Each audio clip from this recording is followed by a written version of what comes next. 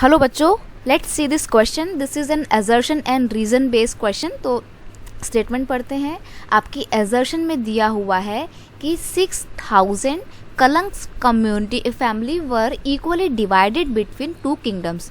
जो कलंक कम्युनिटी थी जावा की, जब माताराम किंगडम का 2 इक्वल पार्ट में डिवीज़न हो रहा होता है 1755 में, तो जो 6000 कलंक फैमिली थी इनको भी इक्वली डिवाइड करते हैं दोनों किंगडम में. ठीक है, तो ये असर्शन है.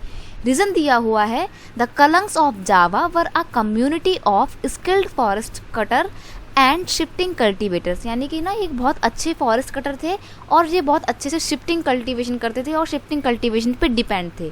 तो यहाँ पर आपका असर्शन और रीज़न दोनों ही बिल्कुल करेक्ट स्टेटमेंट हैं. ठीक है, तो यहाँ पर जो ऑप्शन नंबर सी है और ऑप्शन नंबर डी है ये आप ऐसे ही एलिमिनेट कर दीजिए. ये तो बिल्कुल नहीं होगा इसका आंसर. अब देखो यहाँ पर असर्शन ये है कि भाई बहुत अच्छे थे ये लोग और इसलिए इनको जो है 2 इक्वल पार्ट्स में डिवाइड किया जा रहा था. तो भाई इनको 2 इक्वल पार्ट्स में डिवाइड किया जा रहा था, इसको समझने का कोशिश करना पड़ेगा कि ऐसा क्या था इसमें कि इनका भी बंटवारा हुआ. किंगडम का बंटवारा तो हुआ ही हुआ, वो बात समझ में आती है, लेकिन फैमिली का भी इक्वली बंटवारा हुआ. तो उसके पीछे रीज़न ये था कि जो कलंक थे ना, कलंक कम्युनिटी के लोग इतने ज़्यादा एक्सपर्ट थे, इनके बिना टीक की जो खेती होती है, टीक के जो बड़े बड़े पेड़ उगाए जाते हैं वो उगाना पॉसिबल नहीं था, उनकी कल्टीवेशन हो ही नहीं सकती थी. ठीक है, और जो टीक के खेत थे ये कमर्शियली पर्पस से काफ़ी इंपॉर्टेंट होते हैं क्योंकि इस टीक के पेड़ की जो लकड़ियाँ होती हैं वो शिप बनाने के काम में आती है.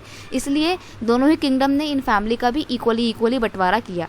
तो यहाँ पर आपका असर्शन और रीज़न दोनों सही है, लेकिन जो रीज़न है ना ये पूरा अप्रोप्रिएट एक्सप्लेनेशन नहीं कर पाता है असर्शन की. इसलिए यहाँ पे आपका ऑप्शन नंबर बी जो है वो बिल्कुल करेक्ट होगा. क्या है option? Both A and R true but R is not the correct explanation of A. यानी कि रीज़न और असर्शन और रीज़न दोनों सही है, लेकिन जो रीज़न है वो असर्शन की सही एक्सप्लेनेशन नहीं है.